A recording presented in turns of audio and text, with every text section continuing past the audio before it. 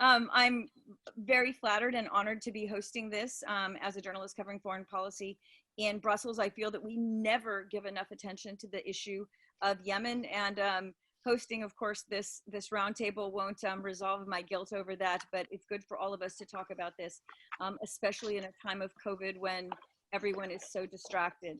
And Yemen itself, of course, is under great danger.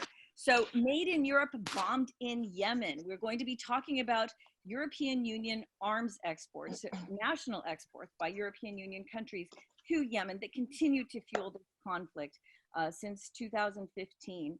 Now, of course, even the United Nations has called for a ceasefire in all wars, and pressure has been put on the warring sides in Yemen, and a ceasefire has been called, but it doesn't seem to be holding. Both sides are accusing each other of violating this ceasefire, and of course with European arms. So I'm very pleased to welcome to our panel experts in all of their fields. Ali Jamil. Ali, there you are. Ali is a researcher at Mwatana for Human Rights, which is an independent organization researching and defending human rights in Yemen. He was also a key researcher on the case submitted to the International Criminal Court recently in December, I believe. We'll be talking more about that, calling for Yemen to be, for companies to be held responsible for supplying arms to Yemen. And that leads us to Dr. Saage-Maaß, who worked even more closely on that case. She has written on this subject many times, and I'm personally very curious about the ICC case, so I know we'll be talking more about that. Then Sabine Visser from the Dutch Foreign Ministry. Sabine works on export controls and comes to Brussels quite often for the meeting of the Working Party on Conventional Arms Exports. You call it COARM, of course, for short, which tries to coordinate export policies, or at least keep each other informed about how you're handling this. And that brings us to our host, MEP Hannah Neumann. Thank you very much, Hannah, for holding this event, for making sure it happened, and for having your office manage all of our technical arrangements here. Hannah has been working for a long time on these issues as a member of the Greens, and she is currently the rapporteur of the next EP report on arms export policy, and there is a draft out on this, and Hannah, I'm sure we'll be hearing more from you on that. So before we start, technical information on how we're handling this, and all of us are kind of muddling through. This is the first time I've hosted online and or moderated online, and I hope that I'm not too awkward with it. We'll be having some help bringing the questions in here. But we definitely want to spend as little time making remarks ourselves as possible, and as much time as we can responding to questions from our participants. So let's get started. Ali, you're on the ground there. The situation is dire, more dire by the day, but we've been saying this for so many years, Ali. Now you have COVID throughout the country. There were new cases announced today, I know, which brings just added concern about the vulnerability and the plight of the people on the ground there. Please bring us up to date on that, and on the impact that this incessant supply of arms to the warring sides has on the people of Yemen. Thank you, Terry, for giving me the floor. Thanks to my colleagues in the panel, and thanks to everyone who's watching now. I am Ali Jamil, researcher at Mwatana. Mwatana is a Yemeni NGO that investigates human rights violations almost in all Yemeni governorates, with a team of 27 field researchers. As you may know, Yemenis are not only suffering from violations perpetrated against them from the sky and earth, they also suffer from warring parties undermining state institutions, particularly the coalition and affiliated forces, including the expense of the rule of law, empowerment, and the armed groups to seize control on different parts of Yemen. For Yemenis, 5 difficult years have passed, and the outcome today is obvious: a country torn apart and the worst humanitarian crisis in the world. Since the beginning of the war, parties to the conflict on all sides of the country have violated the principles of law and international humanitarian law, international human rights law, and committed war crimes. Just for the time that the coalition launched their attacks on Yemen from March 2015 until March 2022, Mwatana documented at least 528 aerial attacks that killed and wounded civilians and damaged and destroyed civilian properties. These attacks killed at least 3,700 civilians, including 946 women and 364 children. These attacks have been launched on markets, bridges, health facilities, schools, and other service and business facilities. Many of these strikes were launched on farms, wells, and other sources of food and water for civilians, which later led to what is known now as the worst humanitarian crisis. Last month, Mwatana released a report. I ripped the IV out and started running on the attacks on healthcare facilities in Yemen. This report looks into the attacks that were on the health system and that infected the widespread death and likely committed war crimes. And since April 10th, Yemen have seen some confirmed cases in the Yemeni land, and these cases since then started to spread all over Yemen. Yesterday we heard of some cases in Sana'a, which is the city with the most population in Yemen. And with COVID-19 now, I think we need to take urgent steps, including ceasefire and scaled up human rights and humanitarian response, and to push more for accountability to end the cycle of violence and abuses. For the ICC communication that was submitted December last year, Mwatana investigated into more than 20 airstrikes and made interviews with witnesses and victims and seek to determine the key facts, including the extent of harm, if any military target, and identifying the weapon remnants if possible, and does some legal analysis and review. Mwatana sees this ICC communication very, very important because it's part of our broader work on accountability. And it is part of a criminal accountability necessary for sustainable peace. Actually, also this ICC communication is one of the very few routes available for Yemenis, either inside Yemen or outside Yemen, for accountability. Mwatana will continue working to collect evidence and to use other available avenues to push for accountability and redress that Yemenis deserve. But without serious steps toward accountability, we can't stop the bloodshed. Accountability should always be part of the broader efforts to end the war and secure compliance for international law. Mwatana sees ending arms sales to KSA and UAE as one of the clearest things states can do to pressure warring parties to go back to the negotiation table, rather than keep fighting. It's now more urgent than ever, given the possible devastation from COVID-19. Thank you.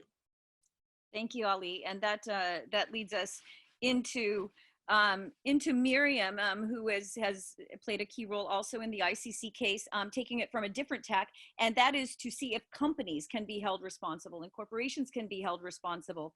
And I'm wondering, just Miriam, if the chief prosecutor in the ICC, if the decision by the court to go ahead with the investigation into Afghanistan gives you any hope, because that's really a big deal. You've got some very powerful adversaries on that side pushing against it. The US has threatened vociferously against everyone on it, and I'm just hoping that gives you added impetus to think that the ICC may really go ahead with this and may be able to sink its teeth into this case.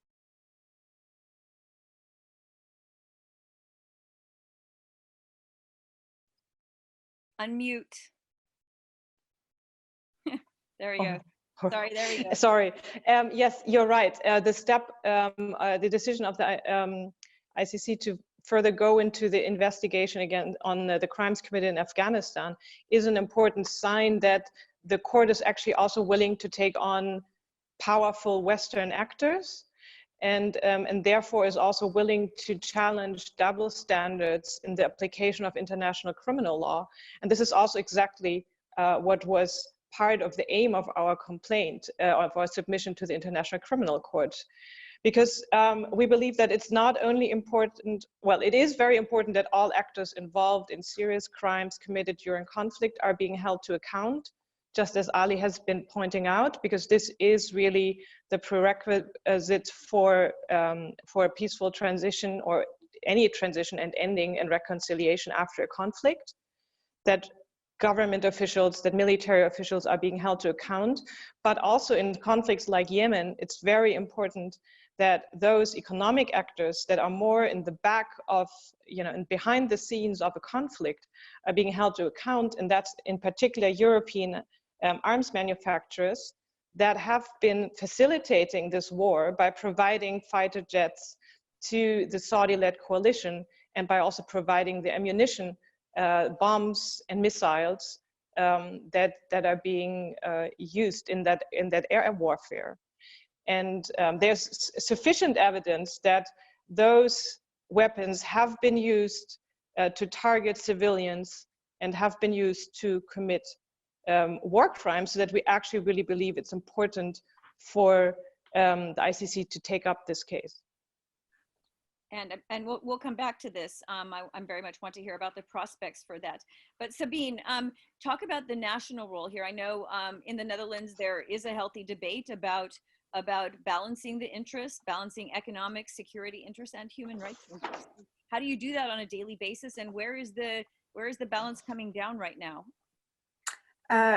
Indeed, there is a balance, and sometimes it's a difficult balance to make. We have our own security interest, and one of our principal policies of arms export control is that every country has an inherent right of self-defense and self-protection, and you need arms. So there's nothing inherently bad about arms export.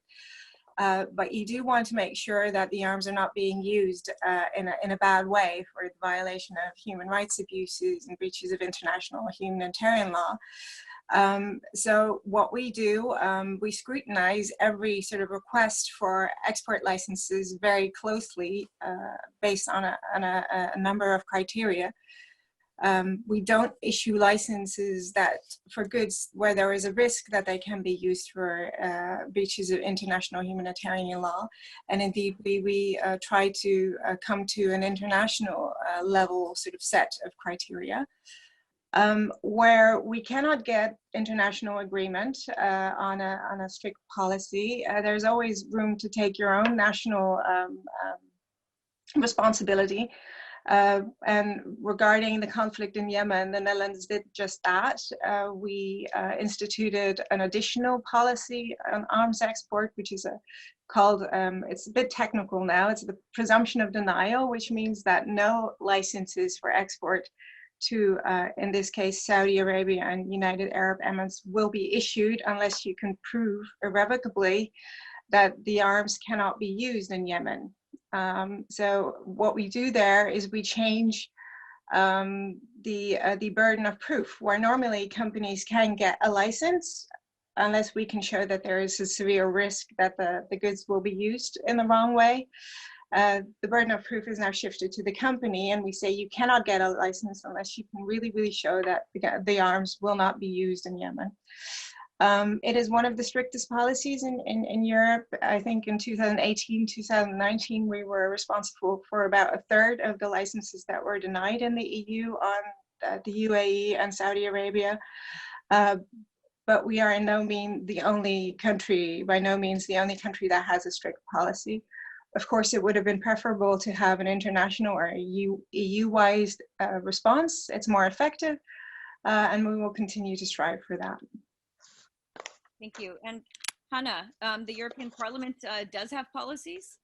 The problem isn't that there aren't rules on this. The problem is that countries, including your own Germany, finds ways to work around them. Notably, after the killing of Jamal Khashoggi, Germany said it would not be exporting to Saudi Arabia, and it didn't take long before it was determined that only arms fully made in Germany or weapons systems fully made in Germany would be subject to this law. So it seemed like Chancellor Merkel was taking a strong stand until she wasn't, right? I mean, this must be what you run into every day as you work on this report for reforming the arms export control laws. I think, Terry, you rightfully put your finger into the wound that we have at the moment at the European level that is frustrating me as a politician to a very large degree. And because we have this problem, and I will shortly explain what the problem is, I'm very happy for actors like Mwatana, but also ECCHR and others who are taking it to the courts where we as politicians actually see our limits. And the problem is that we have given ourselves on the European level very clear rules with regards to arms exports that state exactly what Sabine said. We shouldn't export arms for human rights violations to countries that are in crisis regions, but also to countries that clearly violate humanitarian law. And all that applies actually to Saudi Arabia and to the United Arab Emirates. The problem is that although this position of the European Union is legally binding and the European Parliament has issued resolution also calling for an arms embargo, the decision on arms export lays with the member states. So we can come up with all this legislation, but in the end, it's each and every member state, according to how they interpret the European rules, whether they export or not. And then we have the Netherlands with a rather restrictive regulation when it comes to Saudi Arabia. We have other countries like France who do not feel bound at all. That is one problem. And the additional problem comes in at the moment where we have more and more cooperation on European level when it comes to the production of arms. So one example is that we have many member states together producing arms, like the Eurofighter, that is produced by France, Germany, and UK. And if France is very easy with these exports and Germany wants to be restrictive, well, we have a clash. And at the moment, the problem is with this clash, in the end, it's kind of the standard set by the country that has the least restrictive measures. And that's how many are underrunning these high European standards, and why, despite these European standards, these high European standards, we have so many EU arms still ending up in conflict and crisis regions.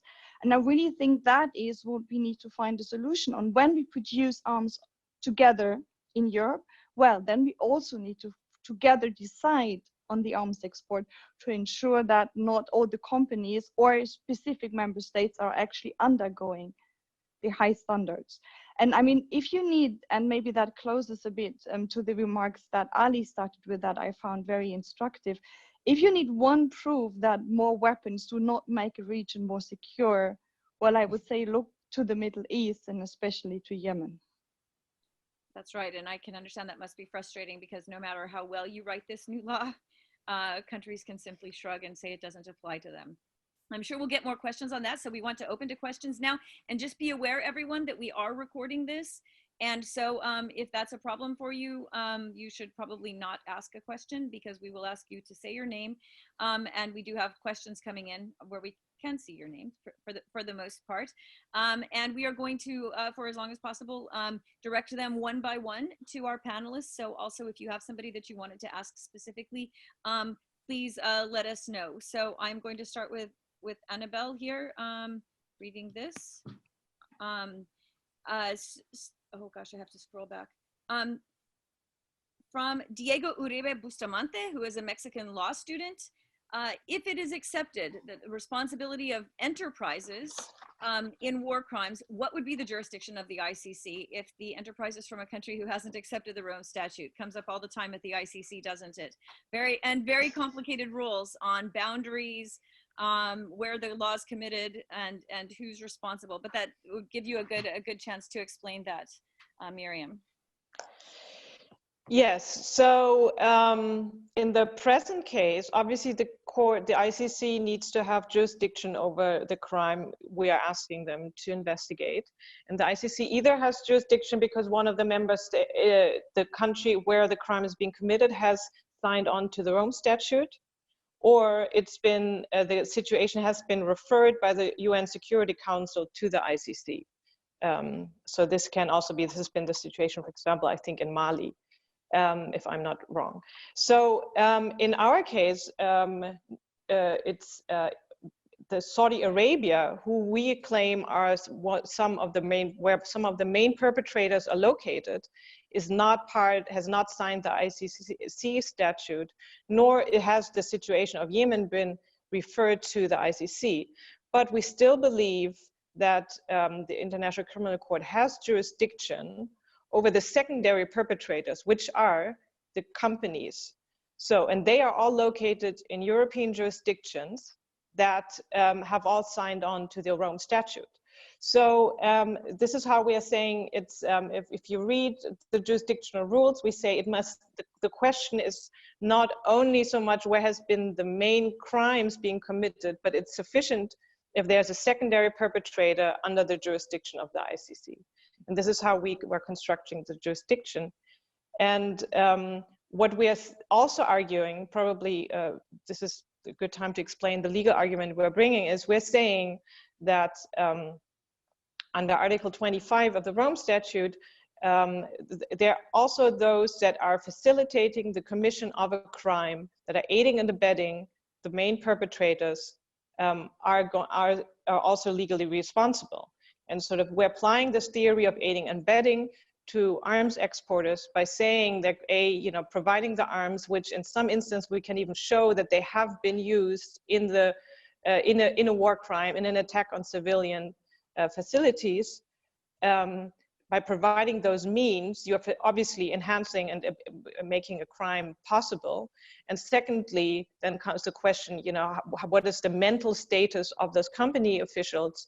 And there we are arguing that after so many years of the war being going on in Yemen, with so many parliamentarian interventions, both at the European level, but also in all the national states. We've been looking at all national states where companies are producing arms ending up in Saudi Arabia. That's Spain, Italy, France, UK, and Germany.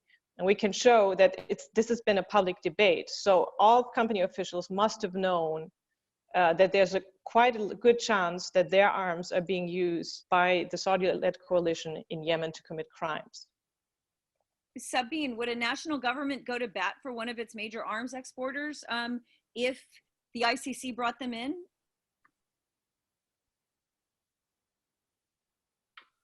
That would be a decision for somebody else other than me to make. I have to be honest about that. Right. But what you do see, at least in Europe, that there are increasing amounts of legal challenges against, well, specifically against license issuing authorities. For example, there was a case in the UK, but there's also a case in Italy. And these sort of legal procedures are having a very clear effect on our internal debates in the EU. Oh, that's interesting. Because any of these companies that did export would have been licensed by a national government, right?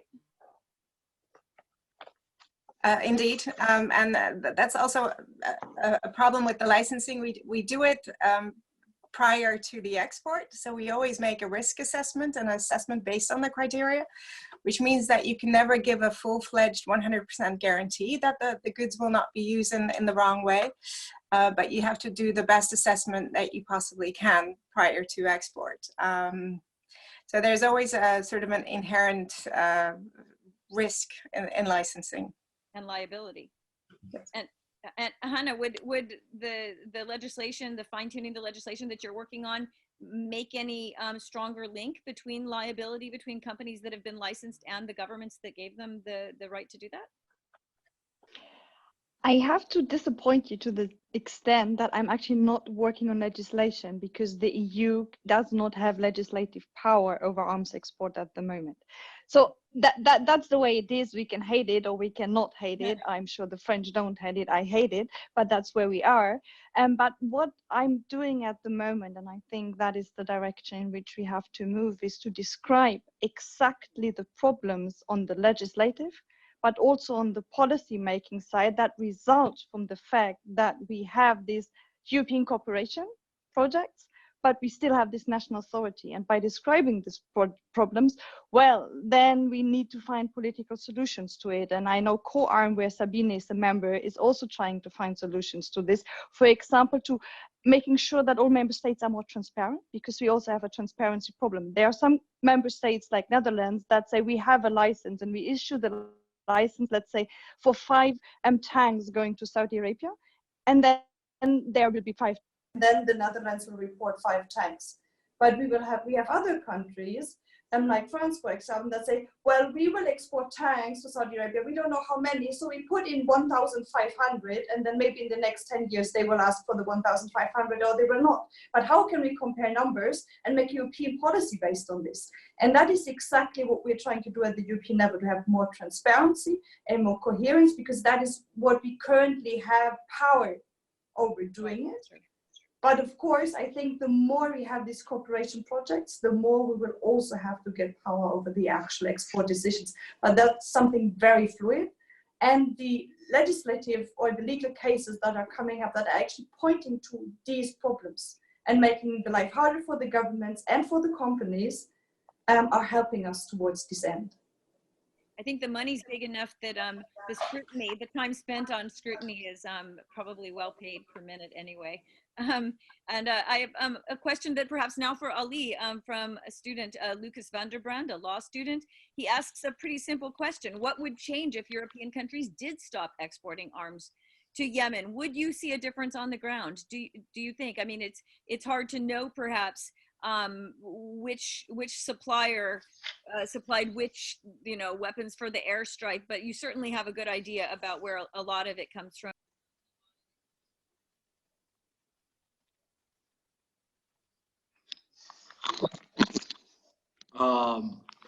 Actually, these attacks and these violations and war crimes that we have been documenting would never happen if there was not transfer of arms to Yemen and warring parties in Yemen. From Europe, though, is the question. I mean, the U.S. still, we're not talking about what the U.S. does with Saudi Arabia, for example. Yeah.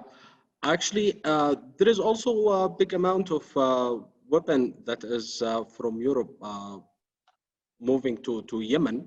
And we also hold Europe to very high standards of human rights compliance.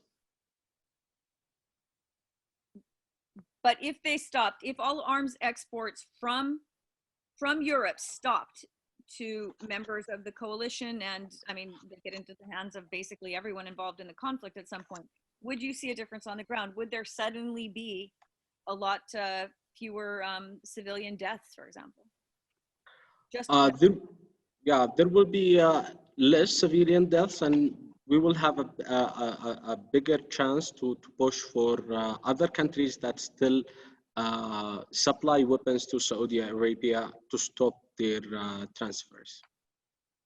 Here's another sort of existential question. Why does the EU sell arms to autocratic governments? The past proves that they always are used in settling internal conflicts. That comes from Ahmed Dangana. And Sabine, when you said, there's nothing wrong inherently with having arms, selling arms, is it simply that these governments have so much money that you can't pull yourself out of the market? Well, there's two arguments. I mean, some countries also say that sort of arms deliveries can be sort of a leverage into a country and give you some leverage for political discourse. For us to just make it concrete in terms of the Saudi Arabia and the United Arab Emirates, there are circumstances where there is these countries are involved, have legitimate security concerns, for example, terrorism, the fight against terrorism. So we also don't have a complete export ban. We have a presumption of denial. It's not an arms embargo, and we look at every case individually, what the end user is going to be and what the end use is going to be. So, for example, we can supply goods that are used to secure the internet access for a police station or something like that. Or if they're going to be used in sort of controlling borders or for some other sort of legitimate security concerns. So we don't tend to look at it in sort of black and white and blacklist certain countries unless there is a full-fledged arms embargo, which we only do if there's an international consensus on it.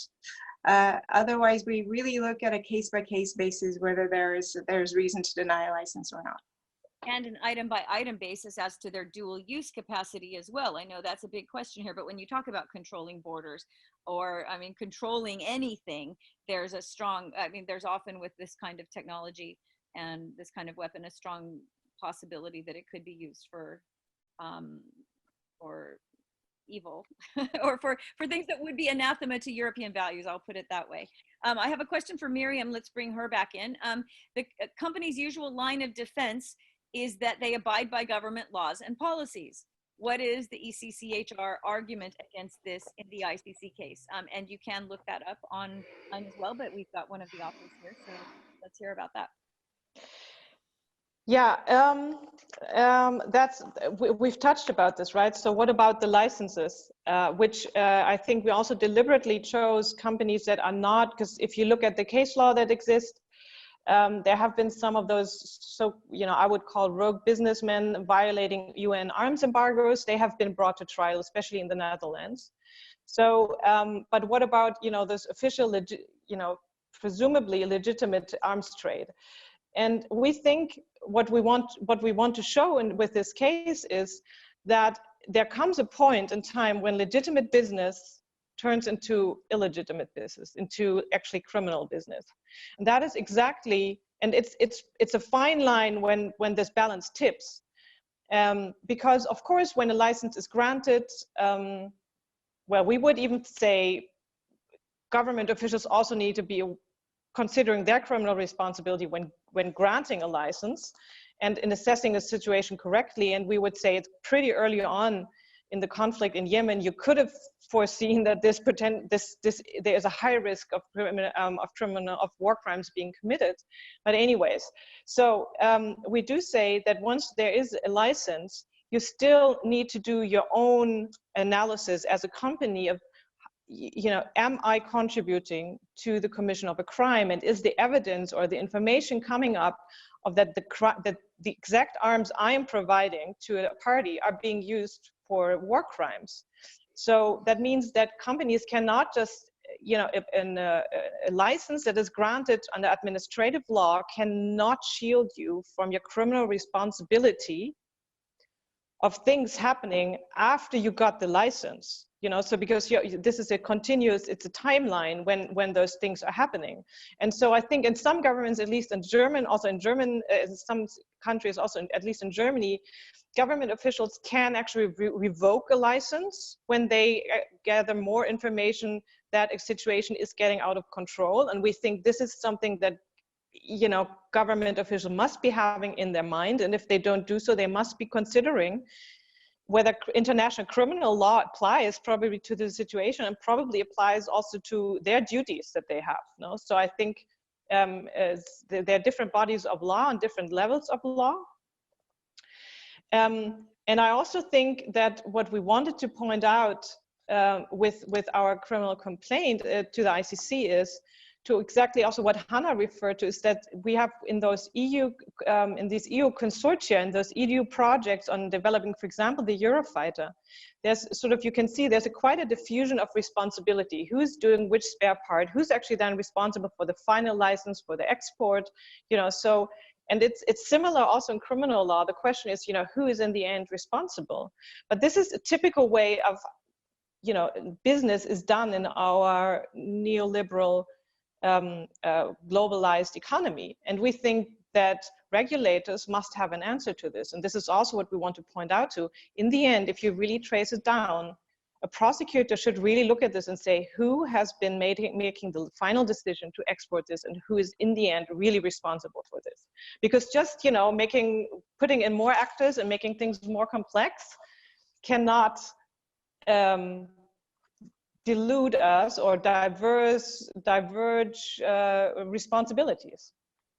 Well, I think if the ICC case isn't an incentive, I don't know what will be, because it's going to be a groundbreaking case. I think that companies may be looking at their responsibility a lot more if they think they're going to be hauled in front of the International Criminal Court, right? I mean, there hasn't been. We hope so. there certainly hasn't been really been a sort of or else. I mean, look after this part of it, or this will happen to you. I mean, there maybe hasn't been so much incentive unless you're talking about morals. And that question was from Anastavrianakis. I should have said her name. Here's a question which also I was curious about as well, to Miriam and or Hannah, or maybe even Sabine will have a question. Sorry, have something to come in on this. When in the UK, it was deemed illegal to sell arms to Saudi Arabia. Why has the state not revoked previously existing licenses? Because that was quite a landmark case, wasn't it? Do you have any explanations on that? Hannah, maybe you go ahead first. I have to say I'm not the legal expert, so I just count on Miriam to back me up on this one. But what I know from the UK case, and I may also be able to generalize to some degree to the German case, is so there was the issue that apparently in UK they have to consult certain sources to make the assessment whether arms can be exported or not. And the court just stated that in the assessment of sources, that hasn't been complementary enough. Certain sources were left out, and that's why that export decision was revoked. The problem that we often see, and that is also the case in Germany, is once these licenses have been granted, the companies kind of start producing and think they have a legal right to deliver everything that was granted. And if then the government revokes this license, the government actually has to step in for the losses that the company has because of the revoking of licenses.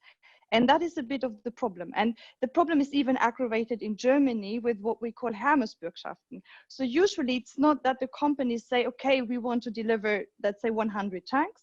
And then the government says you can deliver the 100 tanks.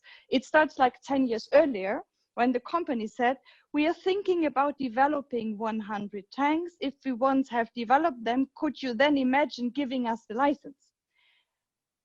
And the question whether, when then the government says, yeah, we can imagine to do it, and then they start producing, they actually ask the government for an insurance to pay in case then, because things change in 10 years, the license will not be granted. And then it would always be the government, meaning the taxpayer, to step in. And that's why what makes it so difficult for the governments at the current situation to actually revoke licenses.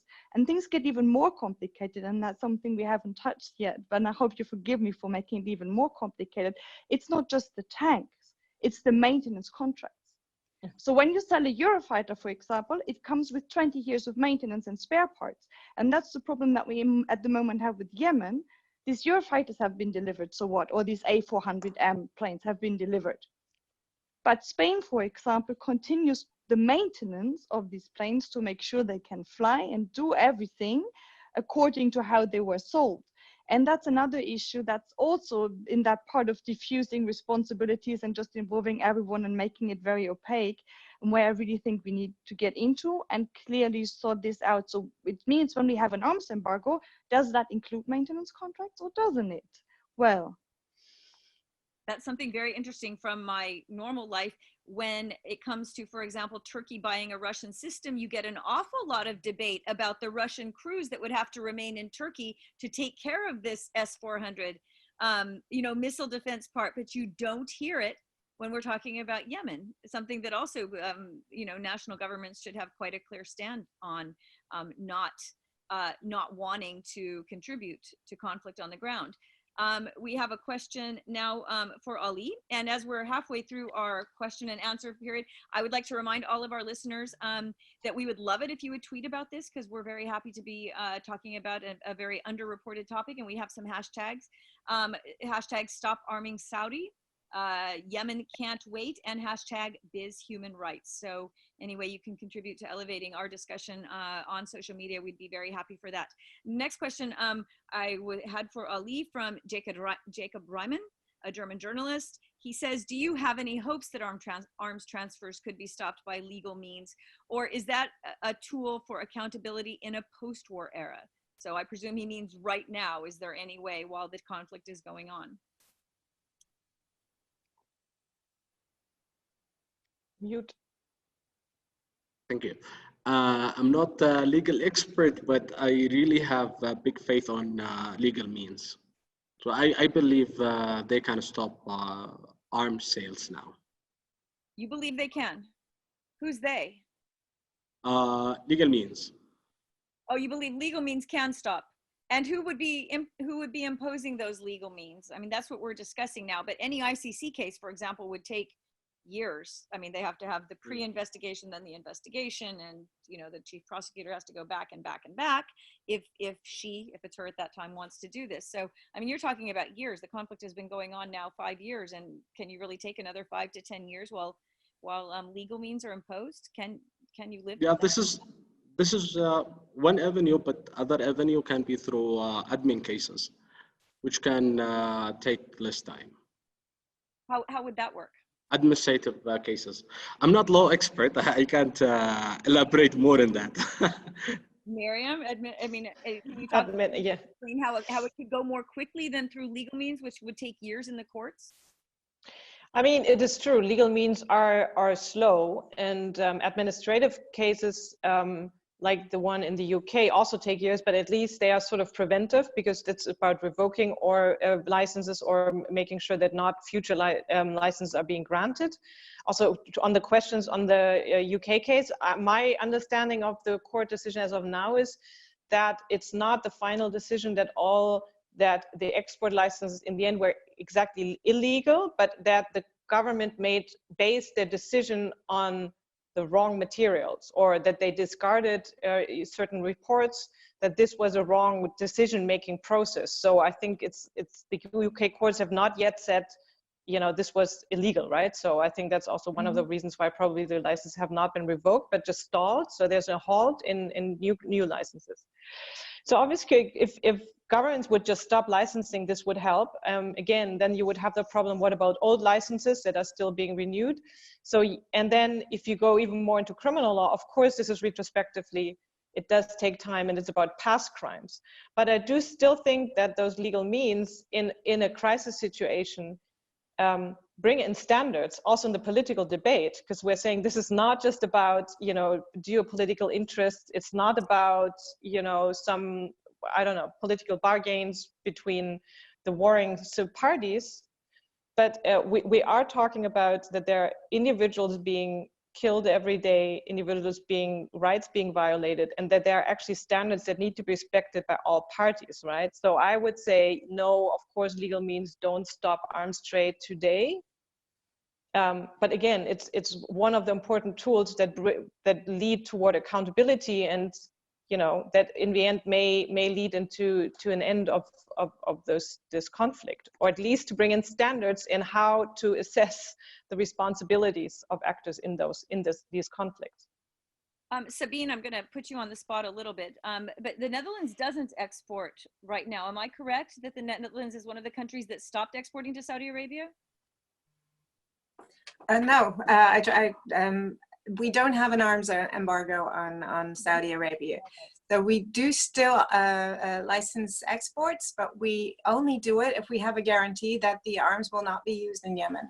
So it's mostly for military goods. We always talk about arms, but we issue license for military goods. So this might also be, for example, to secure an internet system in a police station, or to secure a business complex by way of a drone. Those types of goods will not be used in Yemen. So those we license, but only if there's a guarantee that they will not be used in Yemen. And how do you follow that up, since we were talking about that?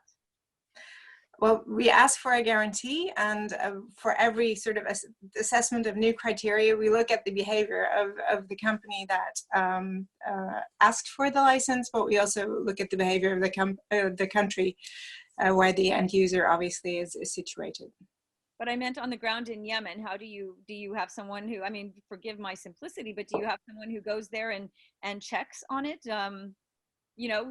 The drop-ins that you don't call in advance and say, hey, we're going to come look where our drone is flying right now. I mean, how do you do that on the ground practically?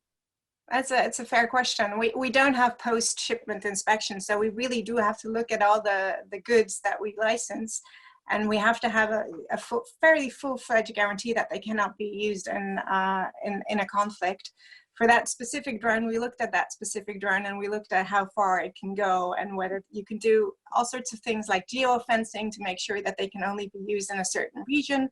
And if it goes out of that region, it cannot be used anymore. So there are ways and means to ensure that those arms that we, or those military goods, I have to say, for which we issue licenses will not be used in Yemen. But we don't do on the spot inspection or post-shipment inspections. Could you? There's a number of countries such as Germany, but also Sweden, that are now doing post-shipment inspections, but for specific types of goods, mostly for small arms and large weapons and munitions. Those are types of goods that we as the Netherlands don't necessarily export very much of. So, you know, we do mostly naval equipment and radar equipment, and those are sort of goods that are slightly more difficult to use, and well, there's a less direct risk, perhaps. I'm not here to be sweet, so I also think the Saudi government probably would say it doesn't chop up journalists. So I'm sorry, but is there some credibility issues here with certain governments? And Hannah wants to answer that she believes, I think, if I'm interpreting correctly, she believes that there should be follow-up on the ground. And like I said, I just, you know, on behalf of Jamal Khashoggi, I just don't see how credible the governments are sometimes when they say that they wouldn't engage in certain behaviors.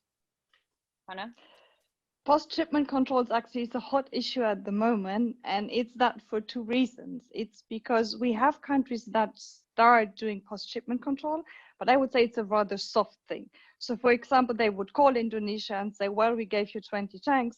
We are now coming to check where these tanks are. And of course, the tanks are where they are supposed to be.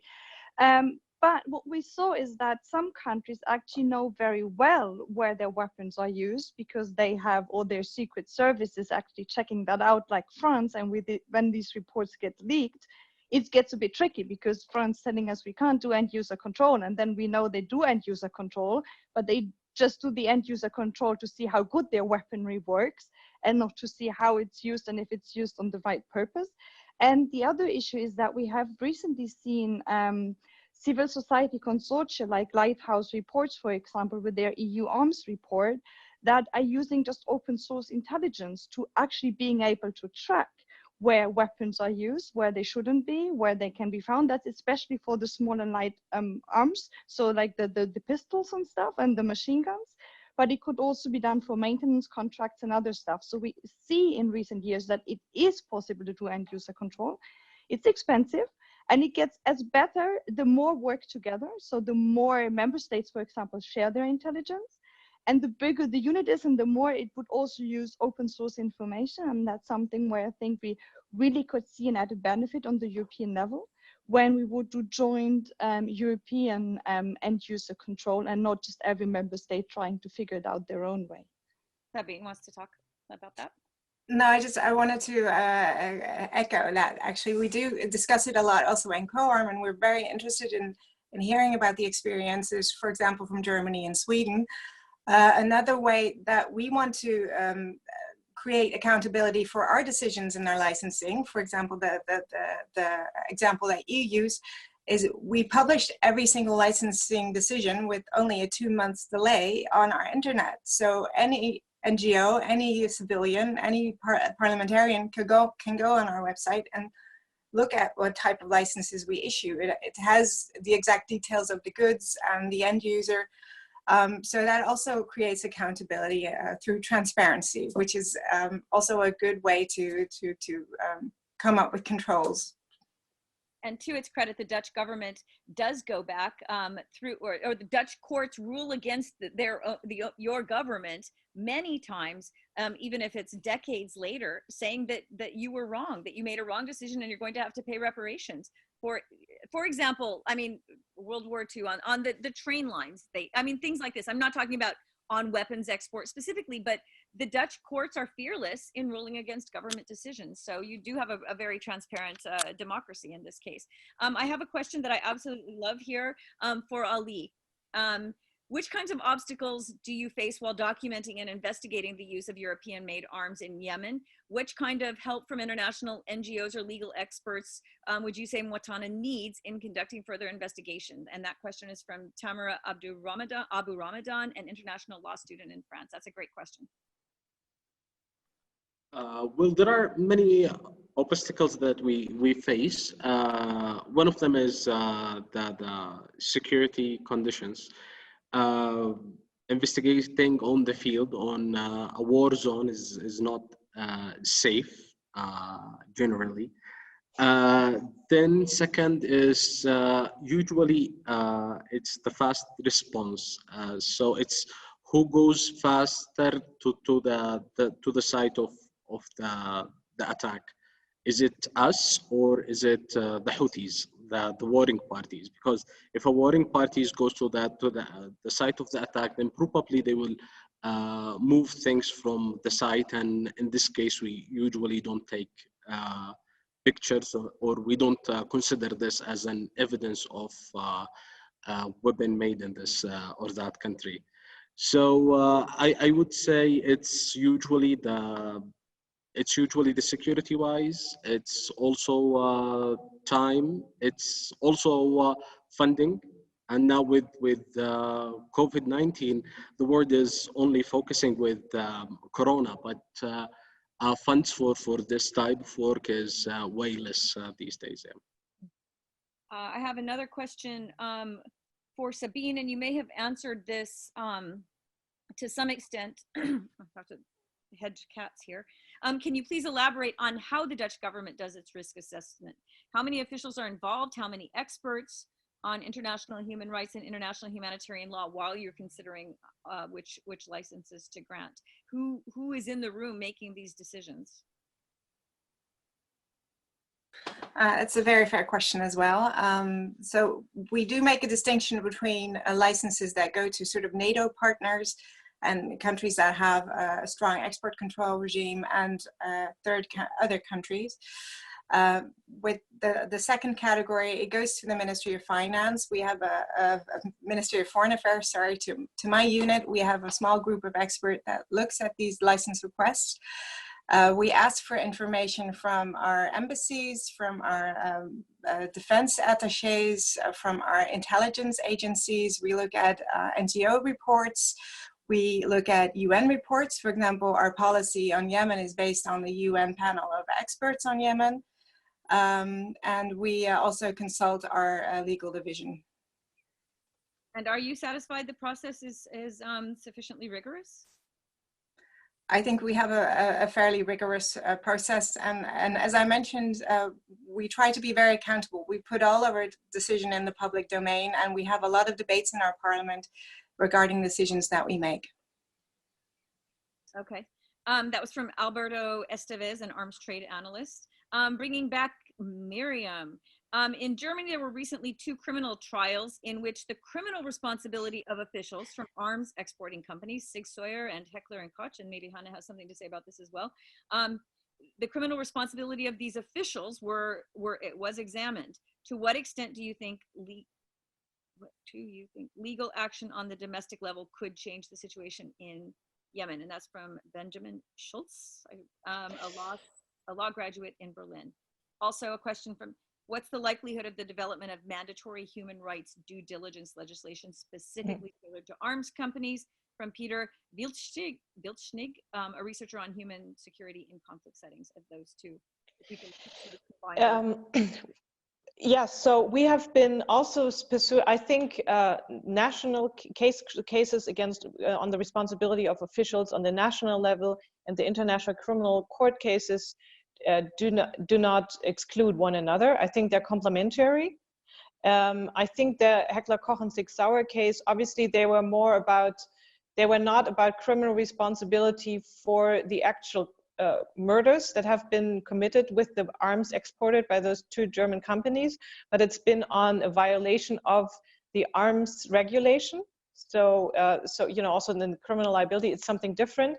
What we at ECCHR and Mwatana have been also doing together is to file a criminal complaint in Italy against the Italian subsidiary of the German Rheinmetall company that have been exporting bombs. And there we are making, again, a similar argument of aiding and abetting the actual murder of a family of 6 people that were bombed in their house in Yemen. So, but on the German cases, I think they were very important. I know that a lot of people are unsatisfied because the CEO of the company was acquitted. The 2 other really important officials were also acquitted, and sort of only 2, like 1 secretary and 1 other suspect were then in the end convicted. But again, I think what this case showed, the Heckler-Koch case, is that courts, you know, if you don't do the licensing process properly as a company official, but also as a government official, you potentially can be also facing criminal trial. And I think this has been sending an important signal also to this. Similar also to Sauer. The problem in both of those cases is, and I think again, we are on this, it's the question of end-use certificates. So in the Heckler-Koch case, the court decided that those end-user certificates are meaningless. They have no legal meaning whatsoever because they are not enforceable. While I think the Sauer case, the court had a different opinion about this. So, but this is up in the air, and it exactly runs to this question, you know, how can you control what the end use of the arm is? And what is it that you're doing? So, and I think the courts have sort of not really have a solution. So I think that's also what the law, what law reform now and the legislator must be really looking after and coming up with better regulation. And will human rights? Human rights due diligence. Yes. Well, I think we don't need a specific human rights due diligence legislation for arms companies, but as there are several like you have the Loi de Vigilance in France that is already in force. There's a campaign and some work in Germany on such a human rights due diligence law, and also on the EU level. I think those, if there's a general rule that companies have a mandatory human rights due diligence obligation, which means that they need to analyze all of their business conduct and all of their business partners and to see where human rights risks. I mean, I think for arms companies, that shouldn't be a difficult exercise to understand where the risks are. And then that means also human rights due diligence also means that they must be following up, and they must be coming up with policies and solutions to the risks they are creating in their business activity. And also, if you take this through, it also means that you cannot engage in certain business activities. So I think this legislation would be absolutely crucial. It would give another legal ground for those arms companies to be held to account. Again, I do think if you look into international criminal law, there is already a basis for doing so. But obviously this mandatory human rights due diligence legislation would definitely help. Also clarify responsibility of business actors. Thank you very much. That was very, very thorough. Now, Hannah, if I can throw you a couple of the last questions directed to you and have you use it also as your final remarks. Here's a legal expert named Stefano Trevisan, who cites Article 346. Do you know Article 346? You probably do. Which gives the power to any member state to take such measures as it considers necessary for the protection of essential interests of its security, which of course then I know Sabine knows this also. How can Parliament dodge this provision? How can you ask member states for more restrictive rules given that, I mean, this just goes back to national dominance of national legislation. And one more to you as you wrap up. You point to the divergence between the implementation of member states of the EU arms export rules. Could you improve convergence to make sure NGOs can go to court against arms export licenses in all of the member states, if that's even possible? That's from Hans Lammerant, a Belgian researcher. And if you could use that and sort of all of those big thoughts into your concluding remarks. Okay, I will take the two, but I just want to do a quick thing on the due diligence for companies as well to complement what Miriam said. The nice thing about the due diligence idea is that then no longer can companies just say, well, we just followed the laws and it's a political decision and we just did what we were told to do, but they at least share responsibility. But we have to be very careful at the moment. Due diligence is especially discussed for the delivery chain. So that means, so all the parts, where are all the parts coming in that are then the final product? When it comes to arms, we are actually even more interested into what happens then after the product is assembled. So that's why with this, that the kind of due diligence that we're discussing at the moment does not necessarily mean that it will cover both sides, so to say, of the process. And now the 346. Yes, I know this 346 very well. And basically what I tried to do in my initial statement was to explain the problems coming with the 346. That's in the treaties, and the treaties say, well, that is national sovereignty, and also the export decisions is national sovereignty. But this provision is very old, and since we had this provision, things in real life have changed, especially these many member states working together, creating the governance problems that I have described. And we are now seeing something else, which I call the Europeanization of arms development and production, that actually funded with EU budget starting next year. We will see EU budget going into the research and development of arms. And then it's absolutely unclear how and which nation state should actually decide on the export. So we have this law, but we have developments in real world that are clearly showing that this law is not up to reality at the moment. And these developments are speeding up and are increasing, are becoming more and more important.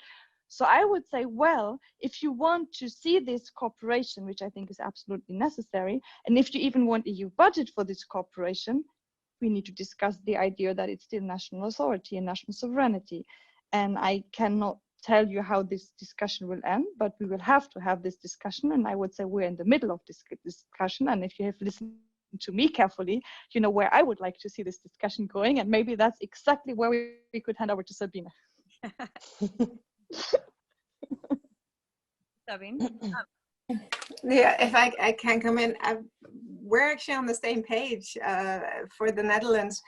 We're happy for it to become a EU harmonized approach, fully harmonized, with one caveat, and it's a very important one, is that it should not lower the bar. We have a very strict policy. We don't want it to go down. We don't want it to go to the lowest common denominator. And that's where the problems come in, because everybody thinks that their bar is the highest bar and that they make the best assessment. And the reality at the moment is that there is no consensus and among member states to make it an EU competence. So there's also sort of a call to arms for everybody listening to engage with your national parliamentarians on this issue and create momentum for that. That answers another question that I had here that I hadn't gotten to from Bruno Saage, who's a history student and a member of the Croatian Peasant Party, who asks, what can Europeans do? But you just answered that question. If people do care about this, you can pressure your national politicians, right? Do you see pressure coming on this issue? I don't really. By all means, we have a lot of pressure in our national parliament, and my parliament, I think almost every co-arm, I have to go back from with a message from my national parliament to all other member states to look at their policies. But I don't feel that that type of debate, that intense debate, is necessarily going on in all other member states. So that's, again, a call to arms to everybody to get in touch with your national parliamentarians and create that type of momentum. There, that's an answer for you, Bruno. And I'm going to wrap up as I started with you, Ali, who has his finger on the pulse of this problem. Do you end this discussion with some of the most committed people working on this problem? Do you feel that, you know, Brussels is doing its part? What more can be done in a short time to help save lives in your country and end this, you know, this 5 years of violence? As I previously said, number one priority is to stop arms sales. 2 is to push for peace in Yemen. I mean, European countries have strong relations with countries of the Arab coalition. And when we speak about violations, we speak about all the parties to the conflict in Yemen. But when we speak about peace, we address people who can make this happen. And by this, I mean Saudi Arabia and Emirates. And I'm sure that the European countries have good relations with these countries, and they can push for peace in Yemen. Okay, you're not as pessimistic as I think I would be in your position, Ali. Thank you very much for you and what all of your colleagues do on the ground there to preserve facts that people like me are interested in finding out. This is going to wrap up our time. I'd like to say thank you so much to Hannah Neumann, to your office for instigating this talk. Also to Miriam and ECCHR for all the work that you do. Such groundbreaking work, and I'll be watching you at the ICC, absolutely. Sabine Visser from the Dutch Foreign Ministry, thank you for being here. Your views are essential, and learning from you about this process is really, really important to understanding how things work outside of Brussels. And again, to Ali and to Mwatana, thank you so much for your bravery and your courage, and for being here, joining us here from Yemen tonight. And thank you to all the participants. It was really exciting that so many people came here to join us and to be interested in this topic. And so many of them were students. That's maybe even the best. Anyone else like to say anything on saying goodbye? Hannah, perhaps you're as our host. We had such I could not fully see it, but we had such a rich discussion in the chat. So I'm just kind of excited to explore the chat before I'm really leaving. And I'm also very happy for this discussion, and thank you, Sabine, for being here. I know it's not normal for members of the foreign ministries to engage in such discussions, but it helps a lot. Thank you, Ali, for being with us. And it's the work that is very important for us, because it's only the victims that can actually often go to the court and not us as politicians. I'm very much looking forward to see the work ECCHR is doing. I'm following it as carefully as Terry is. And thank you, Terry, for these very pointed questions. For me, it was a very informative, interesting, and sparking evening. And I wish you all Corona lockdown, whatever you do, a nice evening. Thank you. Yes, thank you.